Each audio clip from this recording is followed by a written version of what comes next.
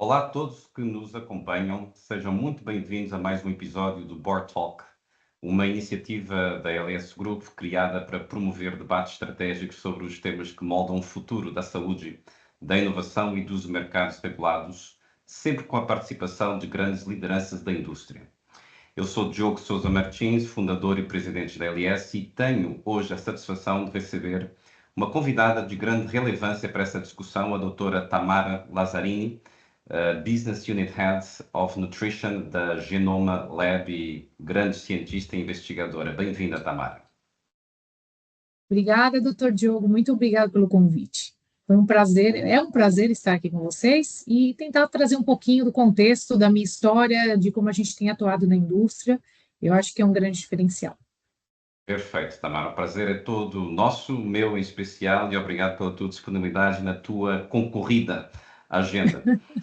O tema do nosso episódio de hoje, o futuro dos alimentos para fins especiais e médicos, é muito atual e estratégico. Num cenário marcado pela evolução das necessidades nutricionais da população, pelo avanço da ciência, pela busca por soluções cada vez mais personalizadas e por um ambiente regulatório em constante transformação, este segmento específico passa a ocupar uma posição cada vez mais relevante, acredito eu, dentro do setor da saúde e da nutrição. Mais do que acompanhar tendências, discutir o futuro dos alimentos para fins especiais significa compreender como é que a inovação, o acesso, a regulação, a educação do mercado e também o desenvolvimento do portfólio se conectam para atender demandas cada vez mais específicas e complexas. Trata-se então de um tema que envolve não apenas crescimento de mercado, mas também um impacto real na qualidade de vida e no cuidado com o paciente e com o seu consumidor. Então, muito bem-vinda de novo, Tamara. E eu partia já para uma primeira pergunta inicial, considerando aí a entrada desse tema da regulamentação dos alimentos para fins médicos nessa agenda regulatória da Anvisa agora 26-27, qual deveria ser, na sua visão, o objetivo central dessa regulamentação? Uma proteção sanitária ampla, estrita, ou uma ampliação de acesso, um estímulo à inovação, alguma harmonização internacional? O que é que você está achando dessa nova regulamentação? A pergunta é super interessante, indo direto ao ponto. Para mim, o objetivo central precisa ser o equilíbrio. Então, assim, proteção sanitária, inegociável, mas sem acesso não tem impacto. Então, assim, o que eu posso dizer nesse contexto? Que o foco tem que ser segurança, mais o acesso com previsibilidade regulatória, e criando esse ambiente que fica assim favorável, né? A inovação é indispensável. A gente tem que ter essa inovação, mas ela tem que ser responsável. Então, esses vetores, eles não competem, eles precisam ser desenhados juntos, eles precisam estar alinhados. Então, para mim, a chave principal é esse equilíbrio. Uma inovação responsável também é uma inovação que precisa ser pragmática, né? Porque nós temos, muitas vezes, nas nossas equipas científicas, temos pessoas e equipes que trabalham num processo stage gate approach, não é? Que primeiro vai matando um conjunto de produtos até terem um que acaba por sobreviver, não é? Inovação responsável também é uma inovação que acaba por saber comunicar a todo mundo todas as grades, tarefas que têm que acontecer para que o produto depois possa ser colocado no mercado. Agora, também de nada adianta um produto ser colocado no mercado se não tem um enquadramento regulamentar que possibilite que a empresa vai de acordo a facilitar o seu acesso, correto? Super correto, Diogo. Eu penso assim, para mim, quando o regulatório, eu atuo na área de regulatórios também, na área científica, marketing, quando eles não trabalham como parte pilar estratégica, o produto não tem um bom lançamento. Isso é muito. Eu vi vários casos disso. Então, tem pessoas da área de marketing que às vezes simplesmente arremessam o produto no mercado. E cada país tem a sua realidade. O Brasil é um país altamente regulamentado. E eu acho ótimo, porque senão a gente evita esse tipo de lançamento de produto que depois a gente tira do mercado e quem sofre esse impacto é o consumidor final. Né? Então, existe uma cadeia aí que tem que ser seguida e eu acho que essa cadeia ela tem que ser muito bem, essa engrenagem muito bem ajustada. Muitos produtos a gente lança ainda com prescrição médica. né? A gente precisa do aval médico. Então, imagina a responsabilidade de eu ter um produto, de eu comunicar para a classe médica, dessa classe médica comunicar ao consumidor. Então, são muitas pessoas e muitas frentes envolvidas. Então, a gente tem que ter essa responsabilidade que regulatório é estratégico. Isso, para mim, é fundamental. Sem dúvida. Essa sincronização é uma orquestra, não é?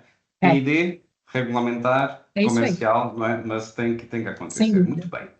Mas, embora a Anvisa ainda não tenha uma regulamentação oficial de Sim. alimentos para fins especiais e médicos, conhecendo o teu perfil regulatório, obviamente bastante rigoroso, e também, obviamente, o perfil regulatório da Anvisa, que é mais próximo hoje, cada vez mais, do modelo europeu e mais até distante do perfil americano, quais os possíveis riscos de permanecer nesse limbo regulatório? Esse é o ponto do limbo regulatório, ele não protege, na verdade, ele desorganiza. Eu acredito que o modelo europeu ele traz muita segurança, muita clareza. A gente tem muito guideline que é desenvolvido aqui no Brasil com base no que é preconizado na Europa. Tem os Estados Unidos também, então assim, a gente segue muitas orientações do Códex Alimentários, mas o Brasil ele tem que ter uma adaptação. Então, assim, os desafios aqui no Brasil ele tem tanto de acesso, desigualdade, ele precisa de um modelo um pouco mais robusto, porém flexível e ajustável para cá. Então, assim, esse rigor que às vezes existe de um lugar ou de outro, sem a viabilidade operacional, pode gerar alguma exclusão aqui. Então, a gente pode ter algum problema. Esse limbo que a gente às vezes vive, que não está definido ainda nos complica a vida. Então, a gente precisa estabelecer, né, usando os modelos, o que seria mais adaptável e ajustável para o Brasil de acordo com o que a gente tem aqui, né? Nossa realidade. Perfeito. Até porque a União Europeia adota um modelo altamente estruturado, não é? Com regras muito claras de composição, rotulagem, proibição de vários itens, como o uso de alegações. E conhecendo a Anvisa, como conhecemos, sabemos que a autoridade brasileira prefere esse padrão. Mas como é que você acha que o setor enxerga isso? Como é que você vê esse nível de rigor que o setor enxerga? Seria algo desejável, não é? Na nossa opinião, enquanto, obviamente, cientistas, profissionais do campo, e principalmente viável para alimentos para fins especiais e médicos no contexto brasileiro? O que é que você acha? Eu vejo assim, ele pode ser sim implementado, eu acredito muito nisso enquanto a nossa realidade, mas ele precisa ser ajustado. Então, a gente vai precisar de um espaço para o modelo híbrido, né? Olha, temos aqui os guidelines estruturados da Europa, né? Então, isso é importantíssimo para nos dar, não sair de uma base zero, né? A gente tem uma base. E a partir disso, a gente ter essa flexibilidade para ter uma liberdade um pouco mais responsável, com critérios mais claros. Eu acho que é isso só que está, esse ajuste fino aqui nessa legislação, a gente vai ter uma evolução muito grande, mas tem que ter muita responsabilidade e um critério um pouco mais claro, que eu acho que é isso que tá ainda essa zona de limbo, na minha opinião Muito aqui. bem. Concordo contigo mais uma vez. Num outro polo, um modelo norte-americano, não é, da FDA Uhum, para medical foods é bastante mais flexível. Ou é mais flexível, eu vou até retirar o bastante, porque isso tá, depende da interpretação do seu rigor, sim. mas não tem até uma necessidade de pré-aprovação, em muitos casos, aumentando, obviamente, a responsabilidade da empresa, a palavra que você focou aqui muito, não é? Esse conceito de responsabilidade e da empresa fabricante, não é? Você acredita que esse modelo assim poderia funcionar perfeitamente no Brasil? Ou quais adaptações seriam indispensáveis também para essa realidade brasileira? A gente tem, assim, em relação a alimentos para fins especiais, a gente tem que entender o desfecho, né, a finalidade clínica. Qual o desfecho clínico disso? Entender os riscos que estão envolvidos. Então, é, alguns países também, hoje eu vou falar um pouco da categoria de nutrição infantil, né, categoria de fórmulas infantis. Alguns países só fazem notificação, né, da fórmula. Eu estou notificando e lanço. O Brasil ele precisa ter um registro, ele precisa ter toda uma estruturação, um estudo de estabilidade, onde prova a eficácia e a segurança desse produto do início ao fim de Uhum. vida útil, né, de prateleira. Então, eu vejo que essa organizar essa finalidade clínica e risco para mim é uma coisa importante. né, que talvez a gente faça isso de uma forma positiva. O que a gente tem que evitar algumas sobreposições de algumas situações, né? Então, essas sobreposições, talvez a gente tem que analisar, sentar com cautela para estruturar essa normatização que a gente tem como finalidade que aconteça da melhor forma possível, né? Não sei se me Perfeito. fiz claro ou entender Não, mais o do que exemplo. claro, mais do que claro, porque qualquer, até harmonizações têm sempre Sim, adaptações locais. Não sim, existe internacionalização regulatória sem sim, adaptação sim. local. Então não Exatamente, existe, não é? E quem diz que exatamente. existe não, provavelmente não conhece muito bem esses casos, porque é óbvio tem que se adaptar para tudo o que é o contexto do ecossistema local para se fazer também uma mudança, não é? E, E Diogo, te assim, deixo aí só como... Claro, desculpa, claro, eu por ia te favor. interromper. Você disse uma coisa muito importante, porque às vezes não é como a gente faz um fast food e prepara o mesmo lanche em todo lugar, né? A Uhum. embalagem é diferente, então às vezes você tem um produto X, né? Ele segue a marca X, e aqui a gente tem que seguir outra marca. Os elementos gráficos não podem ser o mesmo. A gente está falando isso desde uma composição nutricional até mesmo uma embalagem ou a forma de comunicar esse produto aqui, né? Então isso é muito importante que você falou agora. Até as multinacionais, não é, fazem Exa- adaptações locais de exa- produtos globais, não é? O exatamente. caso do McDonald's, não é, tem os menus do Sim. Big Mac aqui, por exemplo, em Portugal, por exemplo, há o Big Mac Bifana, que é algo típico que os portugueses gostam de tomar e já existe essa adaptação local num conceito global. Obviamente que a harmonização regulatória também o deve seguir. Te deixo uma última reflexão também para... Estamos chegando aqui ao fim do nosso episódio.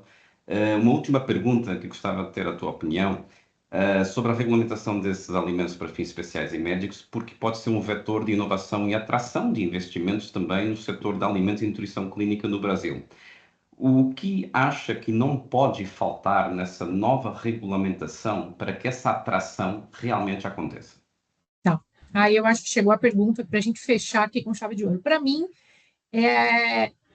sem dúvida, essa atração ela vai acontecer, mas a regulação ela tem que ser clara, transparente e previsível, né? Então, assim, a gente tem que ter a previsibilidade de tudo isso acontecendo. Então, o que é aquele jargão brasileiro é muito comum, o combinado não sai caro, é mais ou menos isso. Então, a gente precisa ter a previsibilidade, a transparência e o tempo adequado para essa previsão. Então, a incerteza regulatória, ela afasta essa inovação. Mas quando eu tenho transparência, né, e certeza, olha, vai funcionar da seguinte forma, a gente atrai sim toda essa cadeia que precisa ser atraída para esse processo acontecer de uma forma de sucesso, né, que é o que a gente quer. Perfeito. Tamara, estamos chegando ao término desse episódio. Foi uma enorme satisfação contar com a tua presença. Gostaria de registrar nosso agradecimento pela tua disponibilidade e, sobretudo, pela qualidade das reflexões que você trouxe aqui sobre um tema tão relevante para esse nosso setor. Perfeito, eu agradeço. E para mim, eu sempre gosto de ter comigo se o paciente, o consumidor, não se beneficia, a gente falhou no processo e a regulação também falhou. Então, se eu falo em nome também da própria sociedade, a qual eu sou presidente, que é a Sociedade Brasileira de Alimentação e Nutrição, e atuo também dentro da indústria. Então, a gente tem que estar bem harmonizado com a academia, a indústria, a ciência, e aí a gente obtém o sucesso para o nosso consumidor final, que inclusive pode ser nós mesmos. Eu Sem agradeço, doutor dúvida. Diogo, a oportunidade. Foi maravilhoso conversar com Nós é que vocês. agradecemos. Foi uma conversa muito valiosa que certamente deixará aos nossos ouvintes e seguidores reflexões importantes para os profissionais e empresas que atuam ou desejam atuar nesse segmento. Tamara, muito obrigado mais uma vez pela sua participação e foi um gosto contar com você. Eu quem agradeço, espero que gostem. Estamos aí para conversar um pouco mais sobre esse tema que é muito interessante. Muito obrigada. Obrigado. Para você que nos acompanhou até aqui, convidamos a conhecer mais sobre o trabalho dos nossos, tanto os Board Talks como da LS. Não se esqueçam de acessar o site ls-solutions.com. Muito obrigado e aproveitamos também para convidar o nosso público a acompanhar os canais também nossos e ficar por dentro dos próximos conteúdos, entrevistas e discussões sobre os temas que impactam o futuro da saúde e nos vemos no próximo episódio. Muito obrigado.